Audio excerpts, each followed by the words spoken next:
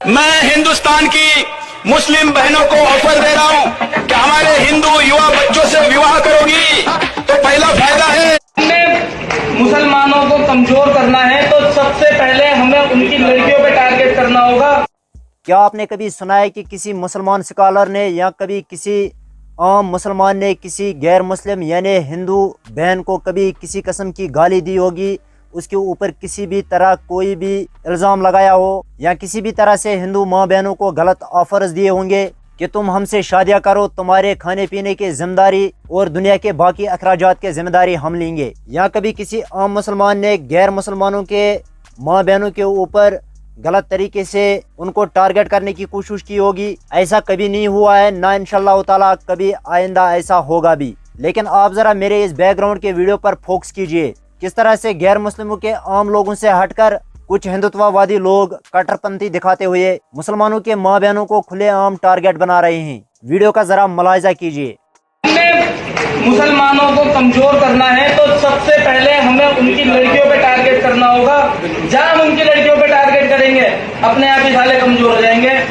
मैं हिंदुस्तान की मुस्लिम बहनों को ऑफर दे रहा हूं कि हमारे हिंदू युवा बच्चों से विवाह करोगी तो पहला फायदा है 3-3 सौतनों को झेलना नहीं पड़ेगा।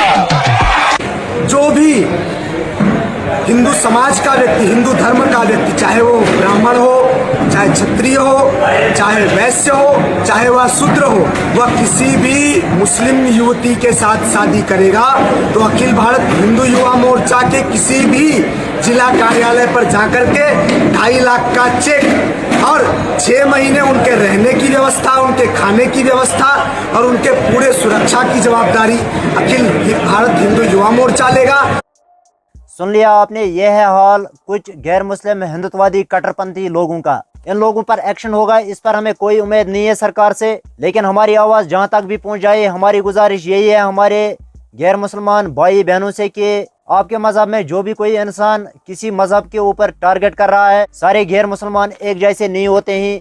ये ज़रूर कुछ ऐसे गुंडे होते हैं जिनके पीछे इनसे बड़े बड़े गुंडों का हाथ होता है, उनके सहारे पर ये चलने वाले होते हैं और समाज में हिंदू मुस्लिम को आपस में लड़ाना चाहते हैं, मुसलमानों और गैर मुसलमानों को आपस में बांटने की कोशिश कर रहे हैं, समाज में एक ऐसे जहर को फैलाने की कोशिश करते हैं जिस जहर के पीछे कोई लॉजिक भी नहीं है।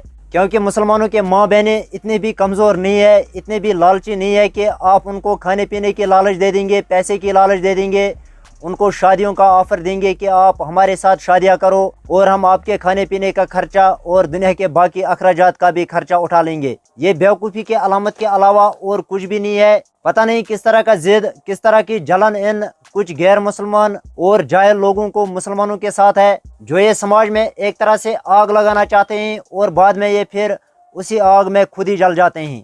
क्योंकि इनके बातों पर मुसलमान उस तरह से रिएक्ट वापस नहीं करते हैं जिस तरह से इन लोगों ने रिएक्ट किया होता है मुसलमानों के साथ। और ये हमारे मज़हब का उसूल भी है कि अगर आपके साथ बार बार कोई छेड़खानी करे तो वो एक किस्म के जाहिलपन का इजहार करता है। इसलिए जाहिल के सामने अपने सब्र को बरकरार रखना ये एक अच्छे इंसान की पहचान होती है, और वो जाहिल इंसान खुद ही आग बगोला होके अपनी जहालत के आग में जल जाता है। इन जैसे लोगों के ऊपर एक्शन लाजमी होना चाहिए, और वो एक्शन तभी होगा जब मुसलमानों को अपने इस देश में आज़ादी से रहने देंगे और जीने देंगे।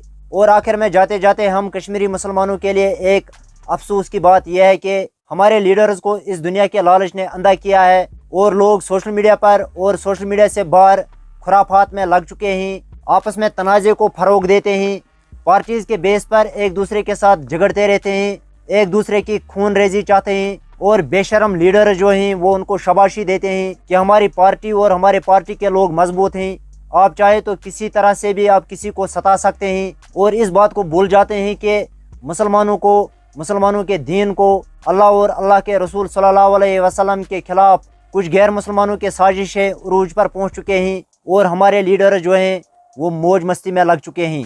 क्या करें, वादा बंदी में तो हमारे लीडर्स का रिकॉर्ड ख़राब तो है ही, लेकिन काश हमारे लीडर्स बागैरत होते, बुराई से दूर और अच्छाइयों के करीब आने की नसीहत फराहम करते। लेकिन अफसोस के अलावा हम कुछ भी नहीं कर सकते हैं। हमारे हाथ में इतना है कि हम अपनी हक के आवाज़ को उठाए, चाहे लोग फिर उस पर अमल करे या ना करे, वो लोगों का एक खुद का फैसला होगा। लोग चाहे तो अपनी कौम की आवाज़ को बुलंदियों तक पहुंचा सकते हैं और अगर चाहेंगे तो जाने अनजाने में अपने कौम के नाम को, अपने कौम के मुस्तकबिल को डुबा भी सकते हैं। इसलिए हमें चाहिए कि अपने आसपास का ख्याल रखिए और अपना भी ख्याल रखिए, क्योंकि आपके बगल में ही आपका दुश्मन होगा और आप नादानी से उसको अपना दोस्त समझ रहे होंगे। जब तक आपको पता चल जाएगा कि ये आपका दुश्मन है, तब तक आपके दुनिया व आखिरत का जनाजा निकल गया होगा। सो मिलते हैं एक अगले वीडियो में एक नए वीडियो के साथ। And always Allah bless you all.